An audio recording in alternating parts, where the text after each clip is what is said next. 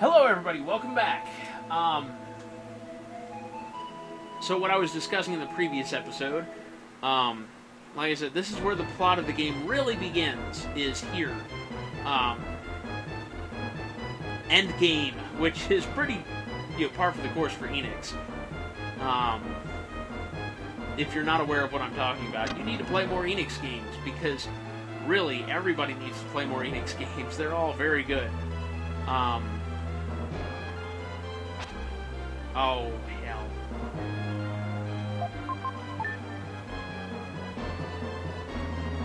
There we go.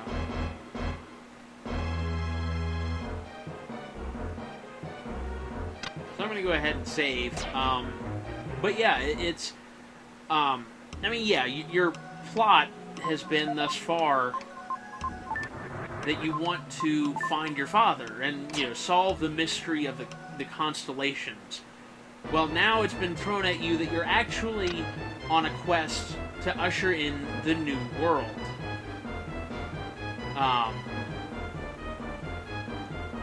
And so what the game's intro sequence told you already, this is an age of exploration. And of course, the modern world, the next world, the new world, is a world of information. Our exploration days, while we're still exploring space now, our exploration days of Earth are largely behind us. There's not much need to explore Earth now that we've got, satellite imagery and all that fun garbage. Yeah, I got everything. So,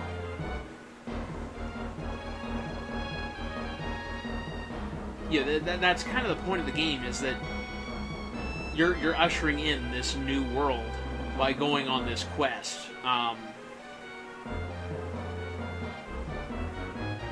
And that is the true illusion of Gaia, that as long as people think they're happy, they will be happy.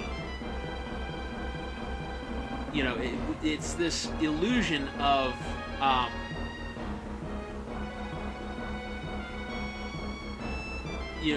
whether or not the Earth is healthy, or and you've seen a lot of these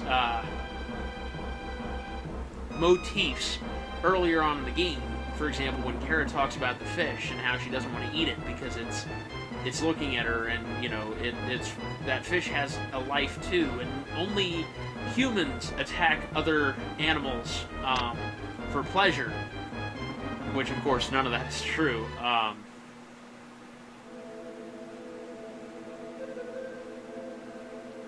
But these themes that are recurrent throughout the game,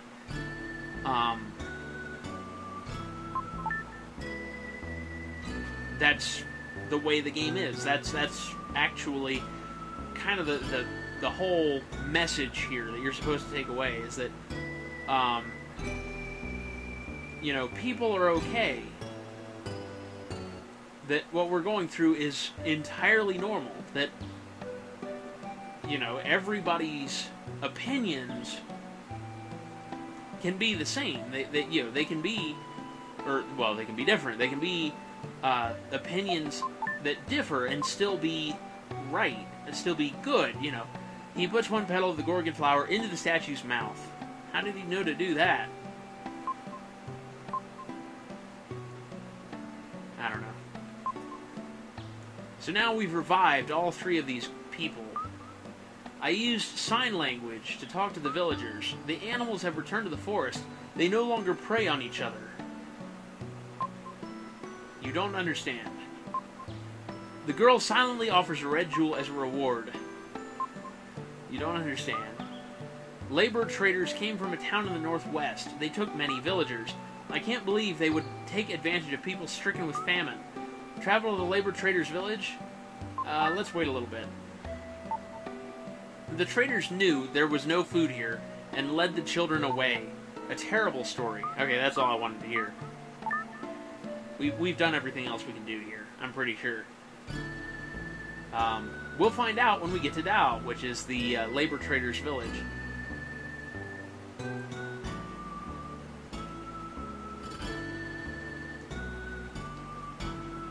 And of course, yeah, there's the pyramid, which, if you remember me talking about it before, is the second to last dungeon of the game.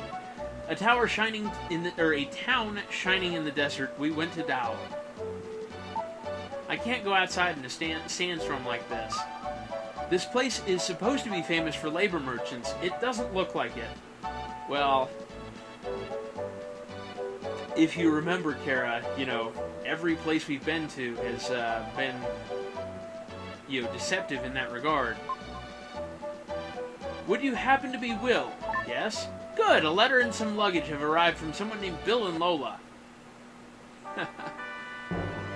You get a letter and your father's journal. Ah! That sounds actually pretty goddamn important.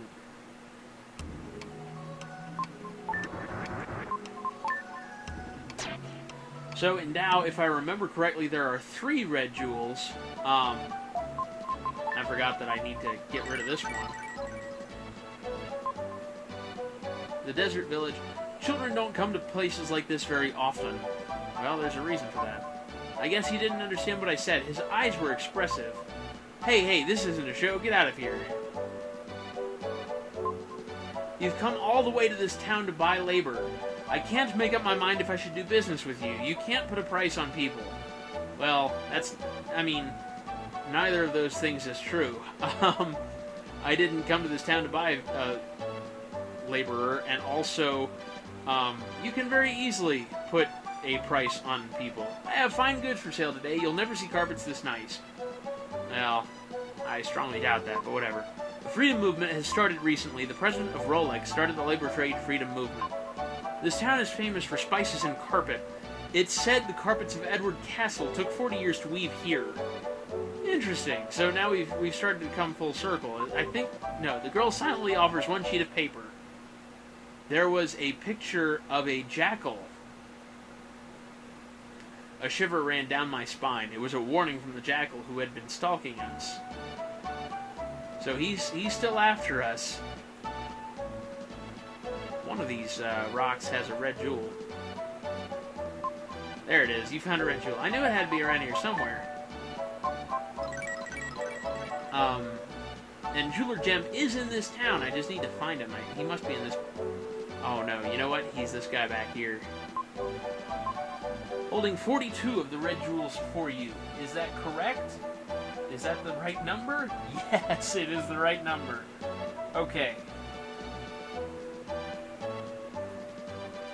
So there are 2 red jewels to be had from this guy here. This is what's called the snake charming game. You have to hit as many snakes as possible in a short amount of time. I've got enough time to do this. Play the game with the snakes? Yeah, sure. The rules are simple. Hit as many snakes as you can in 1 minute. Hit whatever pot you like. That's the start of the game. Okay.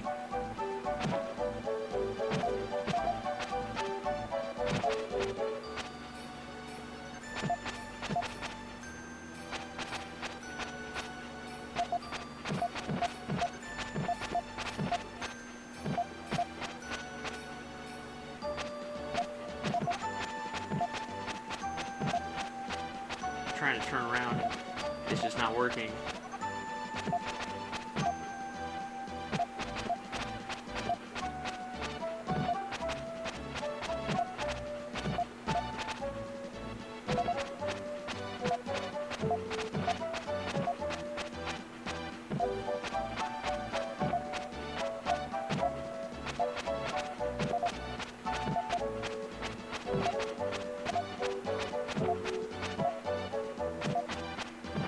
Has it really not been a minute yet? Jesus Christ.